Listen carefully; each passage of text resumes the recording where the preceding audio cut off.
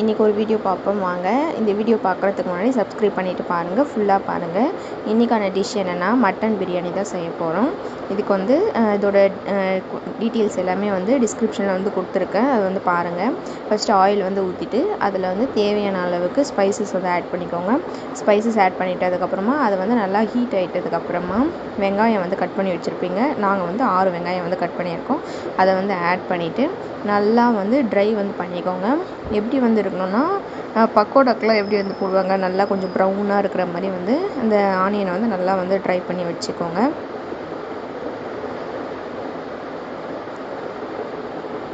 அது நல்லா வதங்கிட்டதுக்கப்புறமா இஞ்சி பூண்டு பேஸ்ட் வந்து ஆட் பண்ணிக்கணும். இது வந்து நாங்கள் வந்து கேஸில் செஞ்சுட்டு இருந்தோமா, அதில் வந்து ரொம்ப லேட் ஆச்சு. அதனால் நாங்கள் என்ன பண்ணோன்னா பின்னாடி வந்து எங்களுக்கு அடுப்பு இருக்குது, அந்த அடுப்பில் எடுத்துன்னு போய் வச்சுட்டோம். அந்த அடுப்பில் வச்சோடனே எங்களுக்கு வந்து எப்போவுமே கேஸில் வந்து 1 hour ஆகும் பிரியாணி செய்கிறதுக்கு. ஆனால் அந்த அடுப்பில் வச்சதுக்கப்புறமே 1/2 hourலேயே வந்து முடிஞ்சிடுச்சு.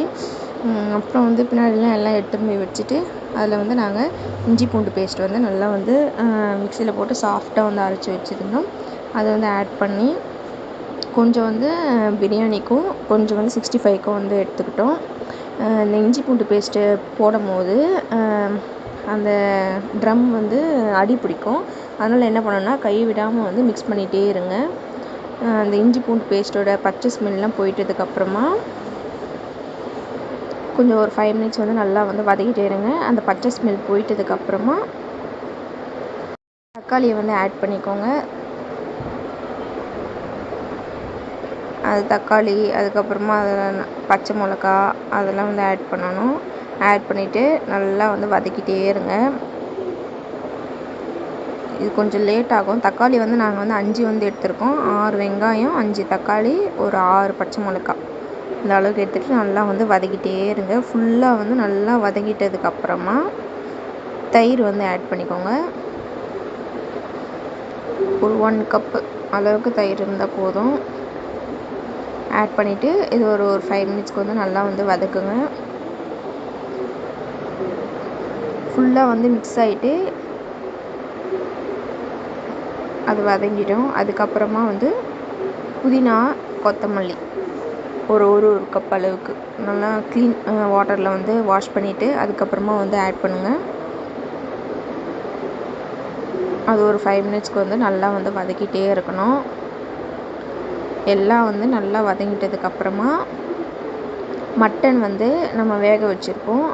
ஒரு 2-3 விசில் வச்சு நல்லா வந்து வேக வச்சுங்க. இது வந்து கொஞ்சம் சின்ன ஆடாக இருந்ததுனால நாங்கள் ஒரு 2 விசில் தான் வந்து வச்சோமே. அதுக்குள்ளே வந்து அது வெந்துருச்சு.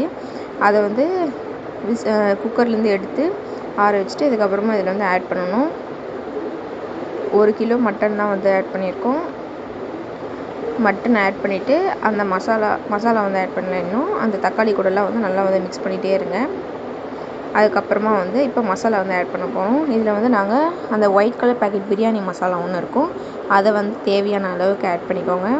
அதுக்கப்புறமா காஷ்மீரி ரெட் சில்லி பவுடர் வந்து இருக்கும், அதையும் வந்து தேவையான அளவுக்கு ஆட் பண்ணிக்கோங்க. ஆட் பண்ணிவிட்டு நல்லா வந்து மிக்ஸ் பண்ணிக்கோங்க. ஃபுல்லாக வந்து அந்த கறியிலலாம் வந்து படுற மாதிரி வந்து மிக்ஸ் பண்ணிகிட்டே இருக்கணும்.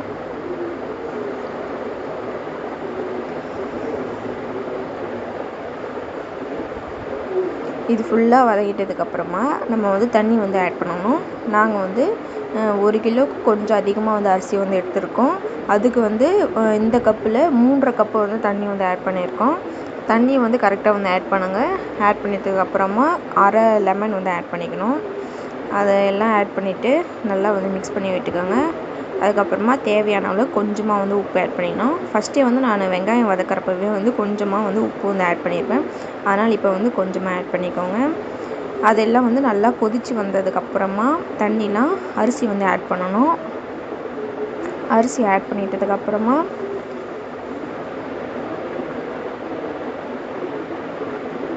அது வந்து லைட்டாக வந்து மிக்ஸ் பண்ணி விடணும். ஃபுல்லாக போட்டு தொலைவிட்டே இருந்திங்கன்னா அரிசி வந்து உடஞ்சிடும். அதனால் வந்து சைட்லேயே தான் வந்து மிக்ஸ் பண்ணிகிட்டே இருக்கணும்.